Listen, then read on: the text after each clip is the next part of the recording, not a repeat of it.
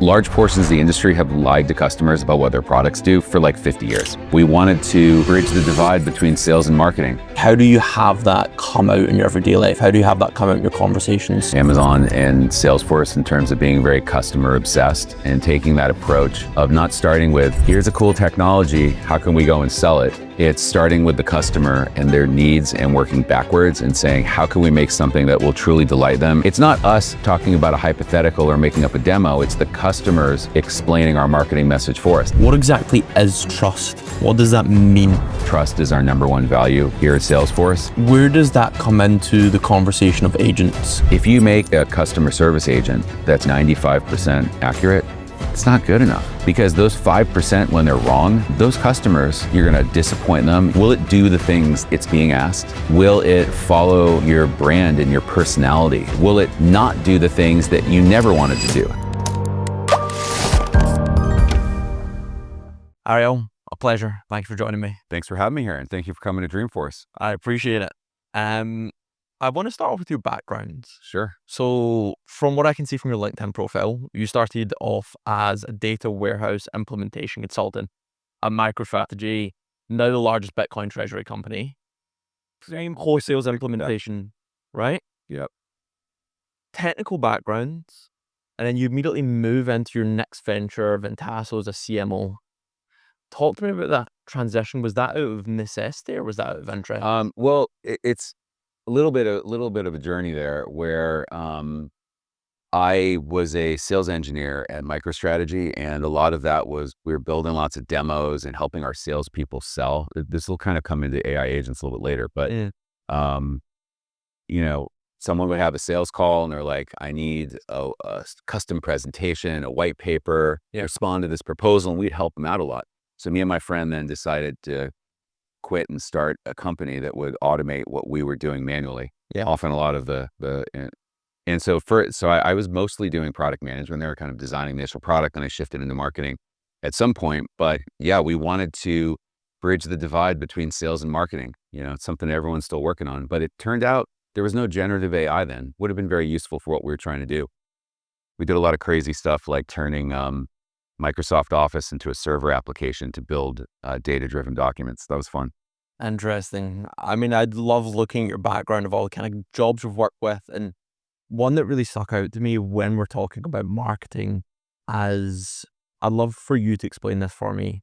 Talk to me about how Andy Jassy asking, have you talked to any of the customers, helped inform how you approach marketing? Well, yeah, I mean, in my time at Amazon, it was really, it's just funny. They're very culturally aligned, Amazon and Salesforce, in terms of being very customer obsessed and taking that approach of not starting with, here's a cool technology, how can we go and sell it?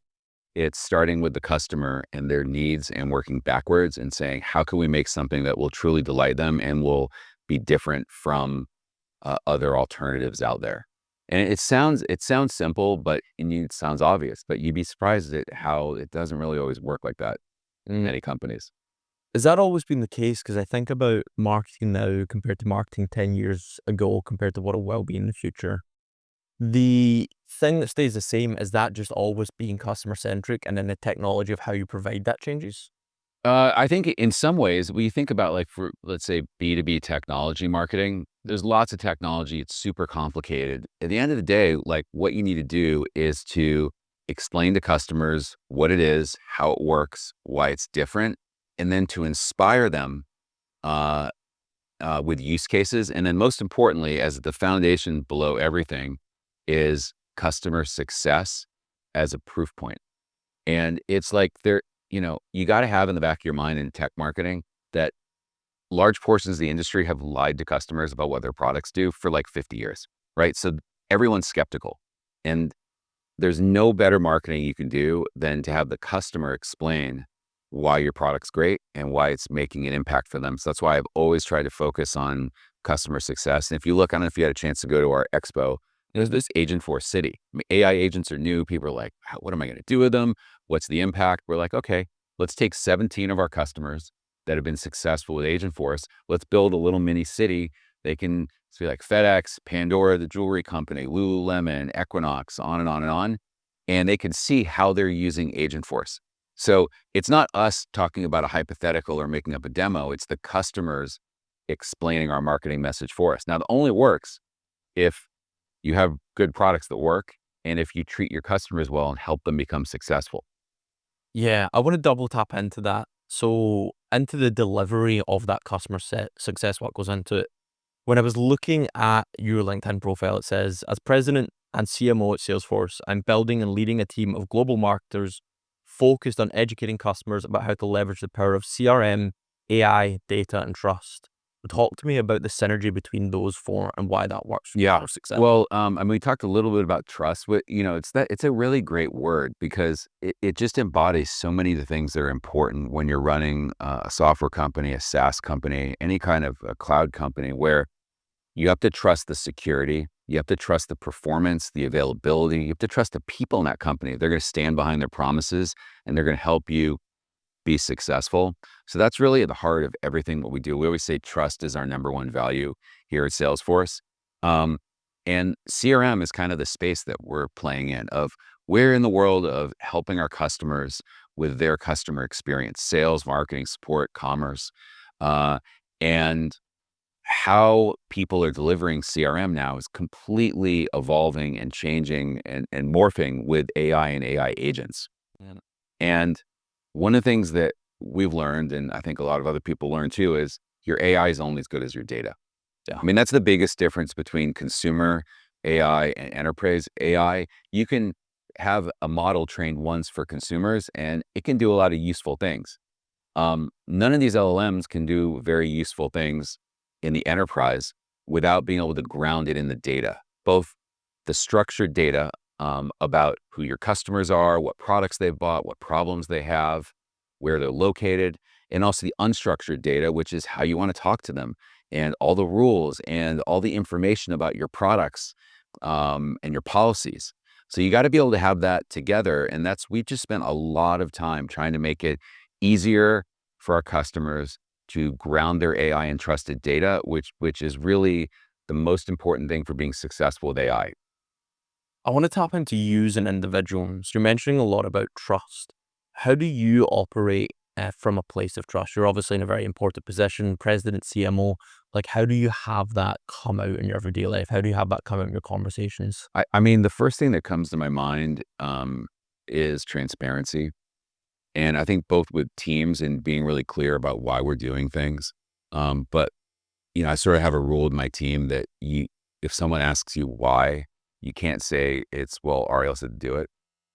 It sounds simple, but Yeah, yeah, yeah. I got to stamp that out. But more importantly, I think transparency really comes to play in resource allocation. It doesn't matter how big your company is, there's going to be a lot of demands on marketing. Because here's the problem for marketers, more is always better, right? Yeah. Everyone wants more. And if you're in a company with multiple products, multiple geographies, there's going to be resource contention. And you can't have logical conversations with people about what are the right allocations of resources unless you invest in having systems to provide transparency to what you're actually doing.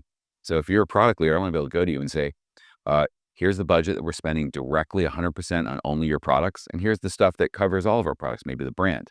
And then you have the baseline to have a facts-based conversation. Yeah. Where does that come into the conversation of agents? We work directly with agents ourselves, and we have a lot of customers that work with agents. And I think there's still some cognitive dissonance there with people actually trusting agents. How are you finding the process of that, of introducing agents to customers and trying to build that Yeah. trust? Well, look, it's still relatively early. It was only a year ago we launched AgentForce and, just a little bit over a year and people really were talking about agents. So we have to build that trust. If you're a company who's going to deploy an agent on your website, you're putting a lot of trust in that to have these conversations. Sure. And this is some of the things we've learned as an industry that if you make, let's say, a customer service agent that's going to be 95% accurate, Yeah. well, it's not good enough because those 5% when they're wrong, um, those customers, you're going to disappoint them. You're not going to solve their problems. You may, in some cases, in regulated industries, um, break the law. Mm. So this is where there's lots of startups. They'll have really cool demos, but the difference between a cool demo and something that a large enterprise can roll out in production and trust to interact directly with their customers. I mean, that's the work that our engineers have been doing and collaborating with our customers to iterate on how to make AI enterprise ready for all these customer-facing use cases. I just want to finish off this segment to kind of understand more from your perspective. If we're using first principles thinking, what exactly is trust? What does that mean?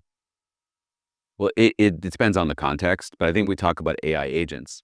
It's that you're going to trust that it's going to have utilitarian effectiveness? Like, will it do the things that um, it's being asked? Will it follow your brand and your personality, and the things people like about your brand? Will it not do the things that you find abhorrent about brand that you never wanted to do? How do because two sides of it, right? You want to do the things that we love. You want to not do the things that we say we don't do. And then, of course, it has to be secure. And this is one of these areas where at Salesforce, people have been trusting us with their most important data, their customer data, for over 26 years. So that's just hardwired into the DNA of everyone in the company to make sure that that aspect you never get wrong. And I think also there's the people side of the trust too. Like, this is new technology. We got to help our customers. We got to pick up the phone. We got to make sure they're successful. I want to talk about training and culture. And I think something to frame it, something I like to understand is the two titles, president and CMO. How do they work together? Why both of them? I wouldn't pay too much attention to that. I mean, I just think myself as I'm the guy that runs marketing. Yeah. And there's a set of things that the company needs out of the marketing team, and it's my job to help make sure we do that well. Yeah. And you think about um, building our brand and generating demand for our sales teams, and then educating customers through our mass channels like our website. At Yeah. the end of the day, the technology, like, first thing you got to do is make sure you're clearly explaining what your products do, how they work, and why it matters. Yeah. The way I was looking at it, I thought that there was, because of those two roles you're occupying, it's making that translation easier because you're undertaking kind of two roles as that. That's one role. I'm the marketing dude. When we're thinking about how you train your staff to use AI and get comfortable with it, I'm kind of curious to your personal contributions to this. Yeah. You've obviously worked in the startup world, you've worked across multiple organizations.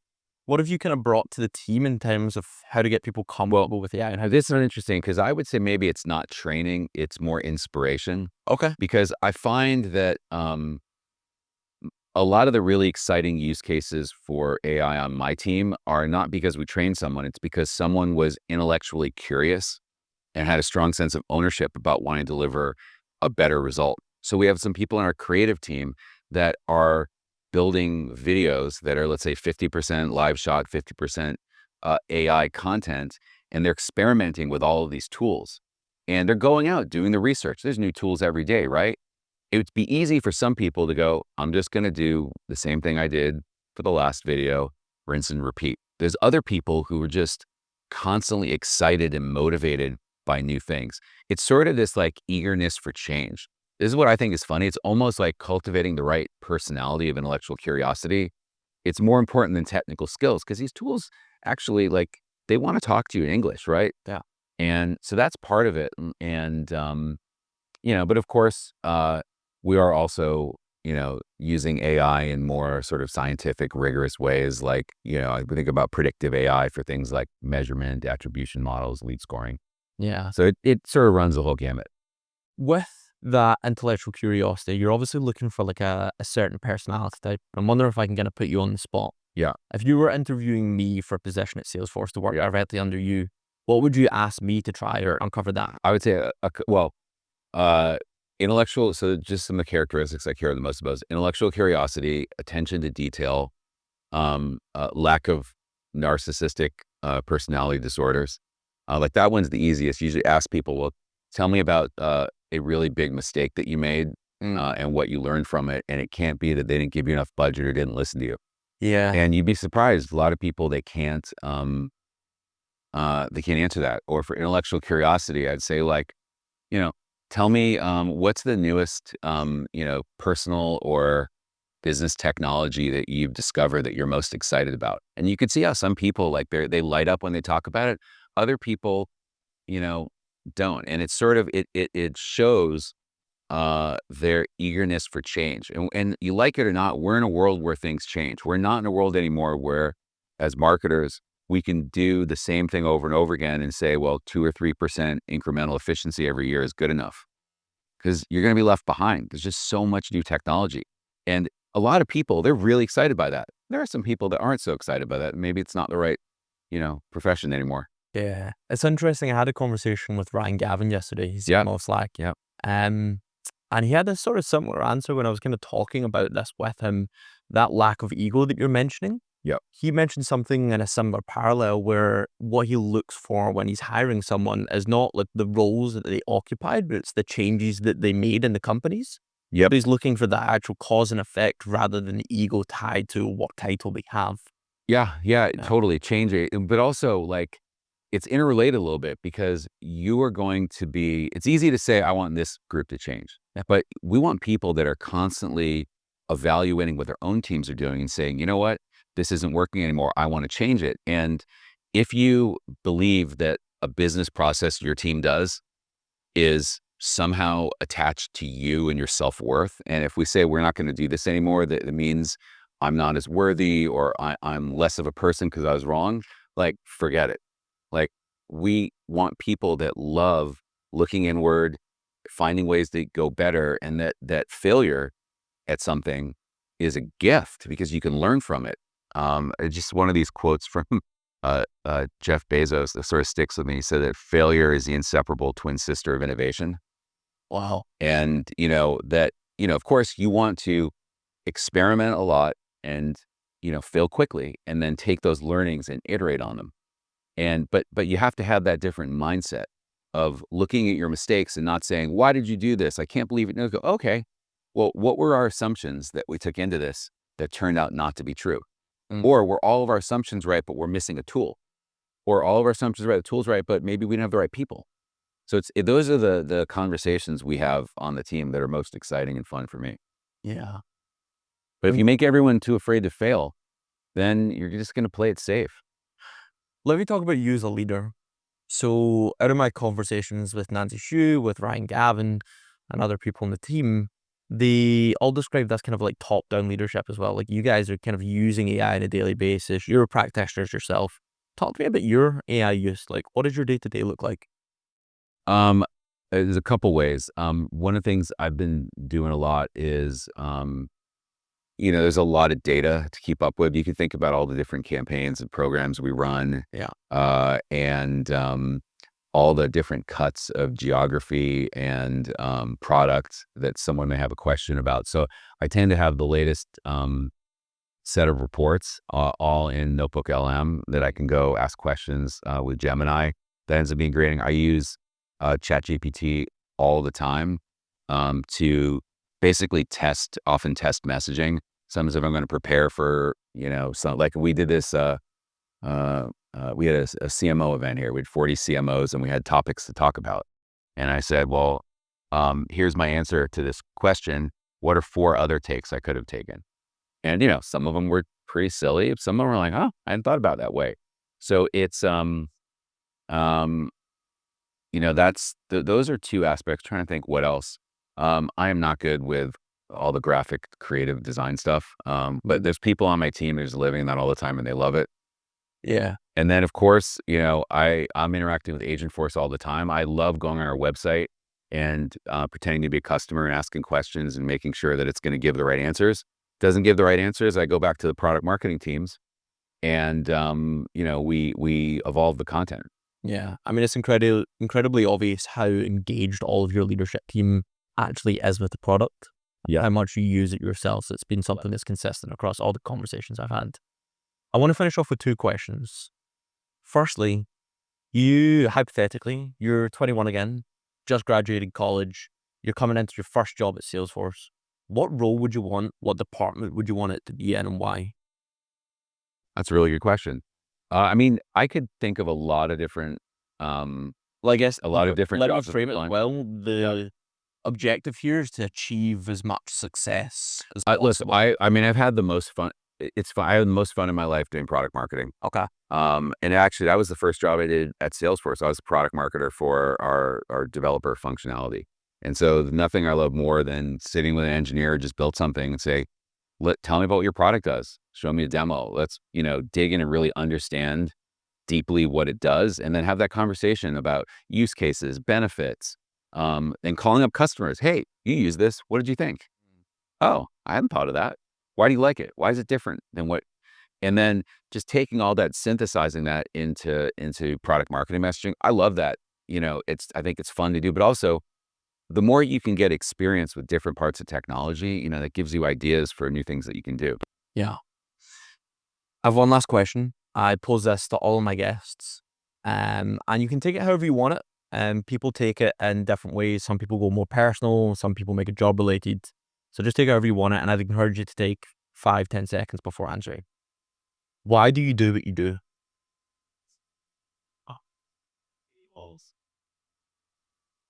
Yeah. Sometimes the best questions are the simple ones.